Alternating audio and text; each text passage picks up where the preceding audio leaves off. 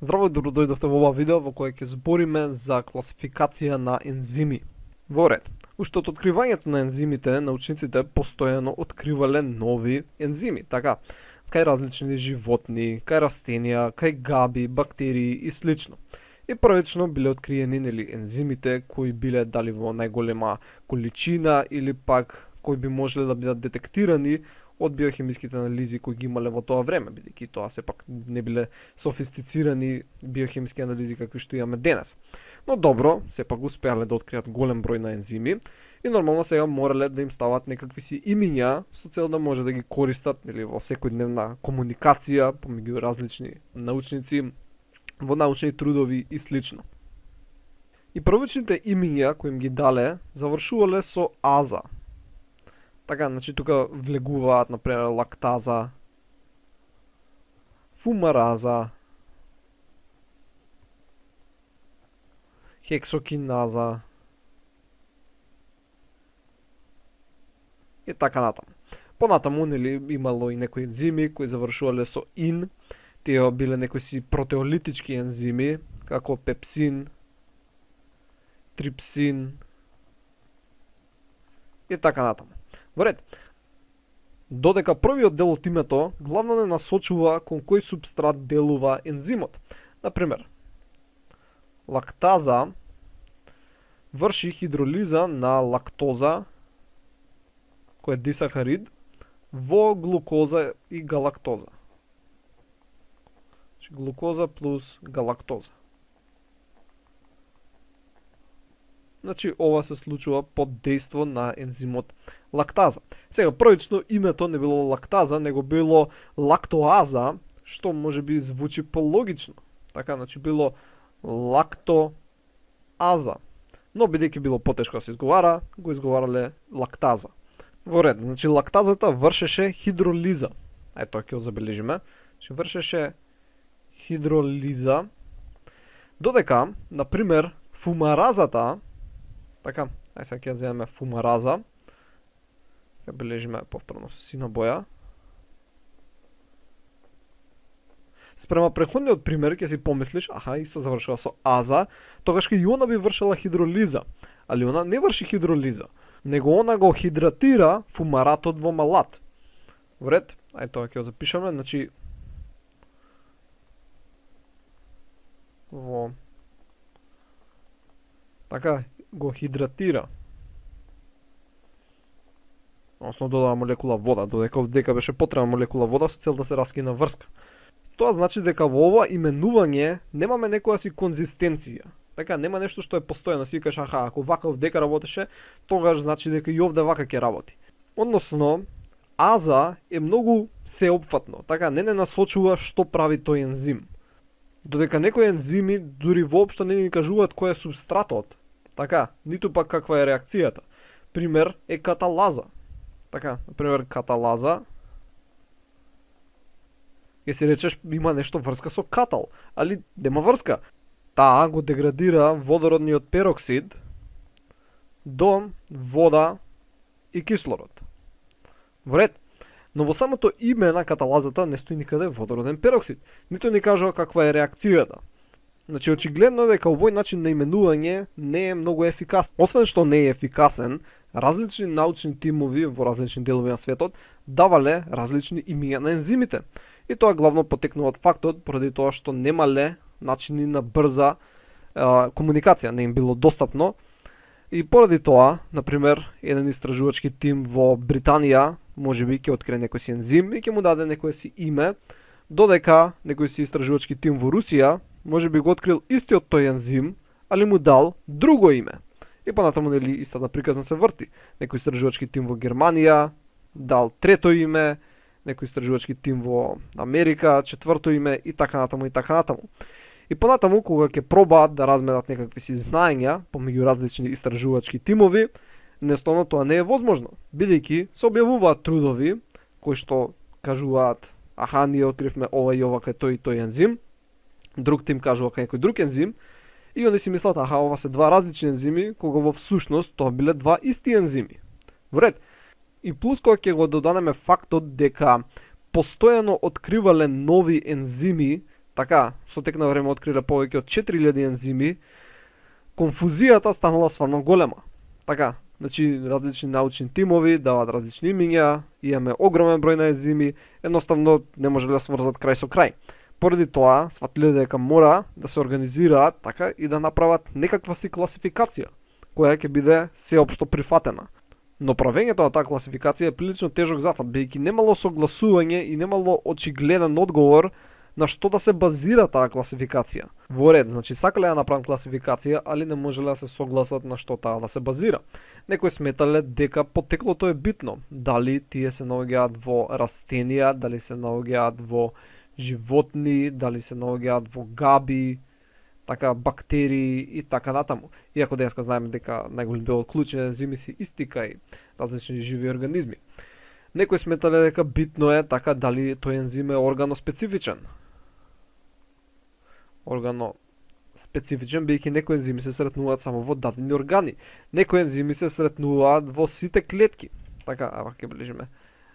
Сите клетки. Друга идеја е да се базираат на субстрат, но и тука има проблем, бидејќи некои ензими се групно специфични, некои се апсолутно специфични. Сега, што значи ова? Значи, групно специфични се ензими кои делуваат на различни субстрати кои имаат една заедничка карактеристика. Например, хексокиназа действува врз различни хексози. Пептидази действуваат врз различни протеини кои имаат всушност пептидни врски, така и се раскинуваат од страна пептидазата. Додека апсолутно специфични се ензими кои делуваат само врз еден единствен субстрат. Значи, ова е еден проблем. Друг проблем е што некои ензими може да делуваат врз различен субстрат врз база на каква е околната средина во која се наоѓаат. Например, пируватот под дејство на лактат дехидрогеназа преминува во лактат. И ова е главната реакција која се случува скоро во сите клетки во организмот. Но, во црниот дроб може да се случи и обратната реакција. Вред, поради тоа што околната средина е малце побазна, бидејќи pH е околу 9,4. Значи, истиот ензим, но во едниот случај прави од пируват до лактат, во другиот случај од лактат до пируват. Односно, има и некои си други ензими, кои можеби во еден случај прават оксидација, така, во други услови прават редукција. Вред, еден ваков, например, ензим е рубиско, кој го имаме во растенијата или во листовите. Ева, тука ќе бележам рубиско, каде што всушност имаме карбоксилазна активност и оксигеназна активност, зависно од условите. Врз база на кофакторот. Различни ензими користат различни кофактори. Врз база на тоа во кој метаболички пат влегува ензимот. Но и ова е проблематично, бидејќи можеби го имаш еден ензим А, кој можеби да катализира некоја хемиска реакција од X до Y, но оваа хемиска реакција можеби спаѓа во еден метаболички пат во еден организам, а е друг метаболички пат во друг организам. Така, значи различни организми, различни метаболички патишта, али сепак истиот ензим. Така што е проблематично. Наредно е врз природата на хемиската реакција која катализира. Тоа може да е оксидација, може да е редукција, така може да е хидролиза и така натаму. Наредно е врз механизмот на кој се одвива таа хемиска реакција, така бидејќи ти можеш да постигнеш оксидација на различни начини. Вред, значи постои тука проблематика. И последно ќе го спомнеме изоензими. Тоа се варијанти на еден ензим кои катализираат иста хемиска реакција, но всушност се различни ензими. Например, повторно ќе земам пример, имаме X до Y, која е можеби катализирана од ензим А, но исто така е катализирана и од ензим Б, можеби од ензим С. Најчесто овие изоензими се сретнуваат кај различни организми, но може да се сретнат и во еден ист организам. Значи тоа исто така ја отежнува работата. И различни тимови кои пробувале да направат класификација сметале дека различни работи се битни. Така некои сметале дека битно е да се земе во предвид метаболичкиот пат, некои смета дека битно е да се земе во предвид природата, хемиската реакција и така натаму. Значи имало расправија, но со тек на време дошле до некакви си заеднички решенија. Односно, имаме денеска номенклатура на ензими која е поставена од страна на ензимската комисија. Значи ензимската комисија вовела номенклатура уште во 1964 година и направила проширување и ревизии во 72, 78, 84, 92, а денеска се апдейтира онлайн. Првичната поделба ги дели ензимите на 6 различни класи, некаде се вбројува и 7, но ќе го видиме тоа подоцна, каде што овие 6 класи се тие кои најчесто се користат во пракса за опишување на активноста на ензимите. Првата класа се оксидоредуктази, кои што катализираат пренос на водород, кислород или електрони, односно учествуваат во реакции на оксидација, односно редукција. И тука го имаме примерот кој претходно го разгледавме, лактат кон пируват, односно пируват кон лактат. Наредната класа се трансферази, кои што катализираат реакција од следниот облик. Имаме AX плюс B, оди до BX плюс А. И тука не спаѓаат оксидоредукцијски или пак реакции на хидролиза. И кога се става името на ензимот, се користи соединението X кое се трансферира и се става трансфераза. Во овој случај, овдека лево, е серин хидроксиметил трансфераза. Односно се пренесува хидроксиметил од серинот се трансферира. Во ред? Значи имаме серин, се зима хидроксиметил и се трансферира. Наредната класа се хидролази и опфаќаат реакции од следниот облик. Значи имаме AX, кој што действува со вода, и тоа што се добива е А со водород, односно, ева ќе облежиме, HA плюс X со OH. Значи раскинување на врска со помош на молекула на вода. Во ред, во овој тука лево примеров имаме уреаза, каде што се додадени два водороди на две молекули NH2, каде што се добиваат две молекули на NH3 и еден кислород е додаден на CO и се добива CO2. Наредна класа се лиази, кои што катализираат нехидролитичко раскинување на CC, CS или CN врски. Така, значи нехидролитичко.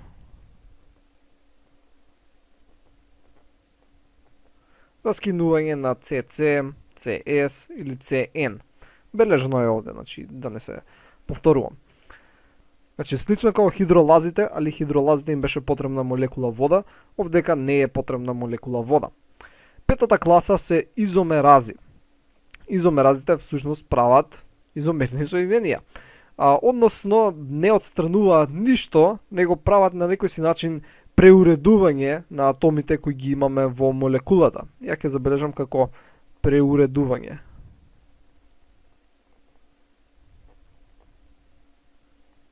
На атоми. Односно на функционални групи кои ги имаме во молекулата. И шестата класа се лигази, или често исто така наречени синтази или синтетази. Значи синтази или синтетази. И зашто вака се нарекуваат? Едноставно бидејќи синтетизираат на некој си начин нови соединенија, односно катализираат создавање на нови врски помеѓу јаглерод и кислород, сулфур или азот. И за да го направат тоа, најчесто им е потребно присуство на АТП. Во ред? И може да бидат во следниот облик. Значи X плюс Y плюс АТП се добива X, Y и може сега да се добие или АДП плюс PI или пак да се добие АМП плюс ППИ. Во ред? Значи тоа се шесте главни класи на ензими. Сега некој ќе рече, добро, тоа се супер, али нели рековме дека имаме над 4000 ензими. 6 класи не се доволно со цел да се специфицира на кој ензим се мисли. И поради тоа имаме понатамошна класификација. Со цел да го направиме тоа, развиена е оваа понатамошна класификација, каде што секој ензим има серијски број. Сега, како ќе знаеме кој серијски број го има кој ензим? Значи, првично вака се бележи. Имаме EC, Enzyme Commission, и после тоа имаме 4 бројки. 2, 3, 4.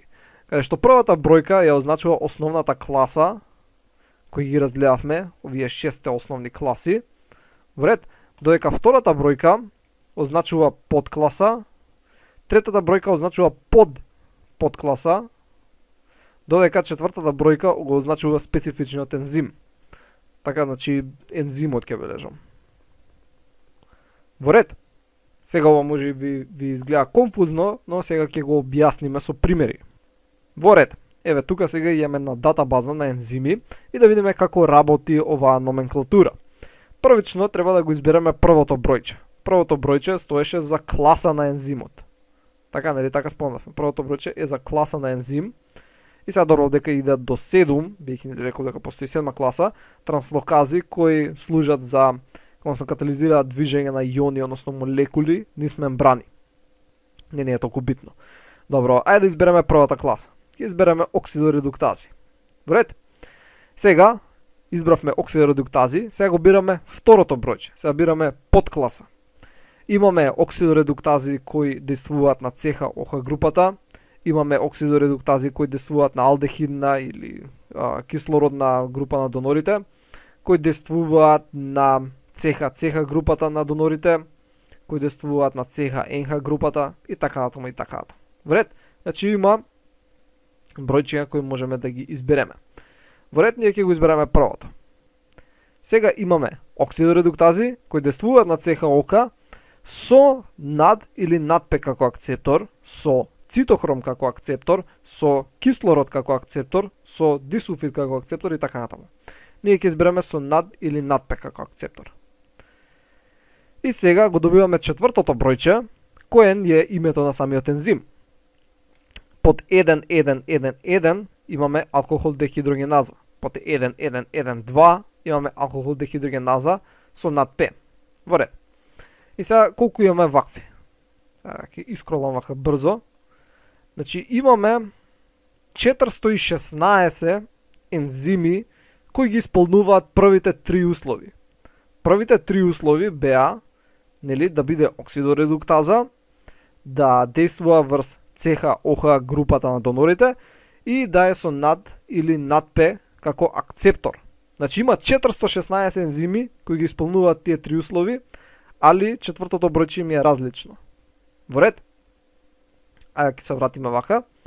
Идеме сега на, не знам, лијази. Во ред? Имаме лијази кај што раскинуваат јаглерод, јаглерод кислород, јаглерод азот и така натаму. Ајде идеме јаглерод. Имаме лијази, јаглерод и понатаму имаме карбокси лијази, алдехид лијази и така натаму. Ќе го стиснеме повторно првото и да видиме колку имаме овдека. Сигурно има помалце. Да, значи имаме 114 лијази кои ги исполнуваат овие првите 3 услови. Добро, ајде ќе стиснем уште едно за крај, колку да веќе сигурно го сваќате концептот. Првото бројче трансферази, второто бројче трансферази на азотни групи, пример. Значи првото беше 2, сега идеме 2, 6. Така, значи на азотни групи, трансаминази, еве тука имаме некоја си избришана подкласа, не е битно, ние ќе избереме трансаминази. И овдека сега имаме, колку има? 114 повторно ензими кои ги исполнуваат првите, нели, 3 услови. Се трансферази, трансферираат азотни групи и се трансаминази. Во ред? Значи го сваќате веќе принципот на кој работи номенклатурата на ензими и нормално никој не ги знае сите на памет, едноставно се чуваат вака во литература и си ги памтиш тамо тие кои најчесто ги користиш. И ако треба да го потребиш некој ензим во труд, едноставно го пишуваш кодот на ензимот, така на пример овдека се ќе измислам некој код 1223 во ред и ќе си проверат тие кои го читаат трудот од литература, кој ензим е тој и сегаш ќе се добива правилниот ензим. Се со цел, нели, да се избегнат конфузии. Тоа беше главно се за ова видео, се надам дека научивте што ново и ќе се видиме во наредното видео. Довидување.